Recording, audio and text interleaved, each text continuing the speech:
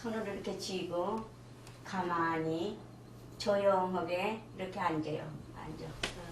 그렇지. 다리는 이렇게 펴서 이렇게 하고 이렇게. 그래가지고 이렇게 고민 좀 들고 이게 오케이. 그리고 일어나. 그리고 이렇게 하고 일어나.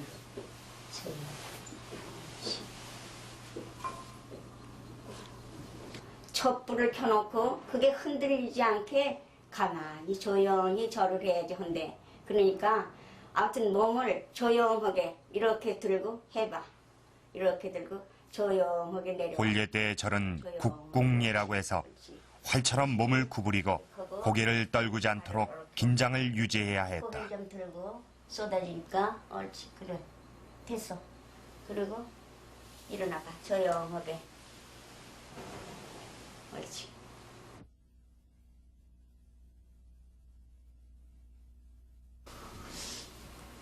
지금 방금 그 절 해보니까 어땠어요? 이게 머리가요 너무 무거워가지고 쏟아질 것 같았고요. 그리고 굉장히 힘들었어요.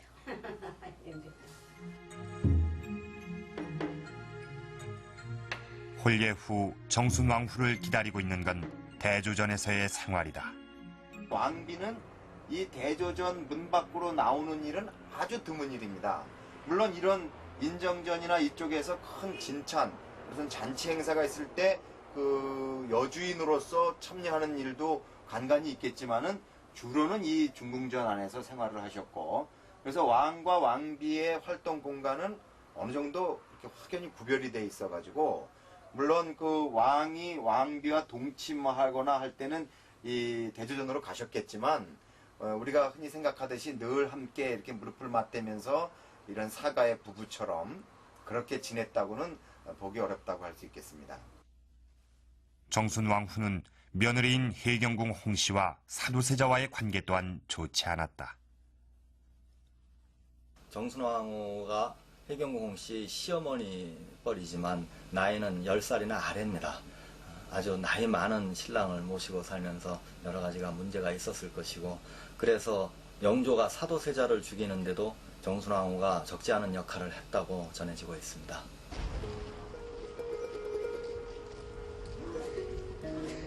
정순왕후의 결혼 생활에 대한 자세한 기록은 없다. 다만 우리가 아는 것은 이후 그녀가 남긴 궤적뿐이다. 16년간의 결혼 생활 뒤 영조는 승하한다. 이후 홀로 남은 정순왕후가 역사의 전면에 등장한 것은 그녀의 나이 56살. 증손자뻘인 12살의 어린 순조 대신 수렴청정을 하게 된 것이다. 정순왕후는 권력에 집착했다. 수렴청정이 끝난 후에도 자신의 의견을 관철시키고자 돌발적인 행동까지 서슴지 않았다. 어느 날 임금이 신하들을 만나고 있는 자리에 발을 치고 나타나서 자기 주장을 펴려고 하죠.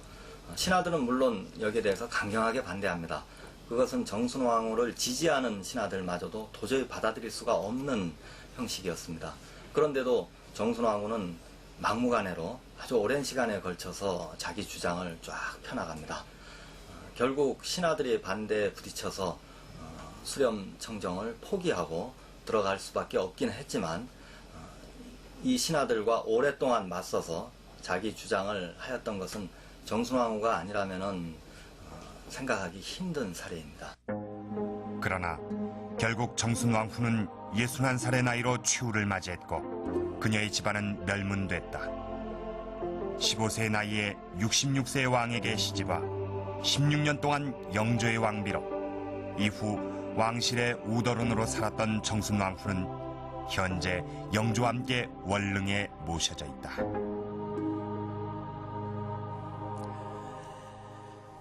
조선 왕조에 있어서 이 신성하고 준엄한 왕과 왕비의 혼례, 그리고 그 속에 숨겨져 있던 한 남자와 한 여자의 일생까지 우리는 240년이라는 시간의 거리를 뛰어넘어서 살펴봤습니다. 우리가 240년 전에 영조와 정순왕후의 혼례를 아주 자세히 살펴볼 수 있었던 것은 치밀하게 기록된 그 시대의 가래도감 의궤와 반차도가 있었기 때문입니다. 이 가래도감 의궤가 얼마나 치밀하게 기록이 되어 있는지 그 상상을 뛰어넘을 정도입니다. 자, 그 한 예로 이 지금 보신 이 반차도의 경우 꾸엉깃 10개, 또 사발 접시, 사기 대접, 황필 먹자루 먹 1개, 가래도감 의궤는 그림을 그릴 때 사용했던 물품 하나하나가 그대로 기록이 되어 있습니다. 종이 하나, 못 하나까지도 보고하도록 한 이 가래도감 의궤를 읽어 내려가다 보니까 우리는 새로운 것을 발견할 수가 있었습니다. 그것은 바로 영조의 또 다른 새로운 모습이었습니다. 영조의 결혼 때 사용된 물품들을 엿볼 수 있는 것은 궁중유물 전시관. 이곳엔 일부나마 대대로 왕의 결혼에 사용됐던 물품들이 전시돼 있다. 왕과 왕비의 대례복과 별궁에 놓여졌던 가구와 그릇들, 그리고 왕의 행렬 시 행렬을 더욱 화려하게 했던 각종 의장기까지 그 수를 헤아리기 어렵다. 왕의 가례, 즉 결혼엔 어느 정도의 돈이 들었을까? 왕실의 예물이 무려 6차례나 오가게 되고 음식값이 한 차례 수만 양이나 사용되었다. 이렇게 이야기하는 것을 봤을 때 왕실 혼례에 따른 비용은 매우 많았음을 알 수 있습니다. 그러나 이것도 극히 일부에 지나지 않습니다. 왕의 결혼 비용은 당연히 국가 재정에서 충당했다. 이는 결국 백성들에게 세금을 걷어 마련된 것이었다. 영조의 가래도감 의궤 곳곳에선 다른 왕들의 결혼에선 보이지 않는 특징들이 발견되는데 그 대표적인 것이 바로 수리소다.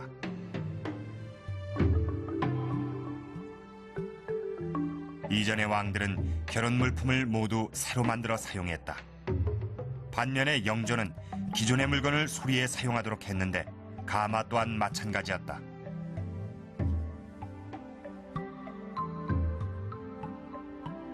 자신의 가마는 왕비에게 주고 옹주의 가마를 수리에 사용했던 것이다. 이후 영조의 전교는 이어진다. 예행 연습을 한 번으로 해 불필요한 인력 동원을 없앴고 신하들의 반상, 즉 식사 또한 규모를 줄였다.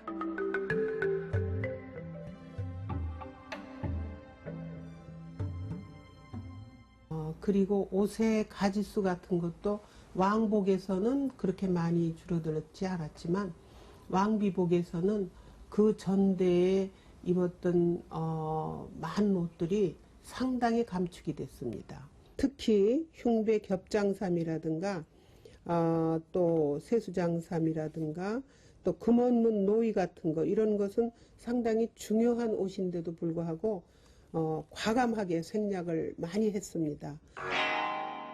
옷감도 새로 짜지 말고 기존의 것을 사용했다. 특히 강조한 것은 사라능단의 사용 금지였다.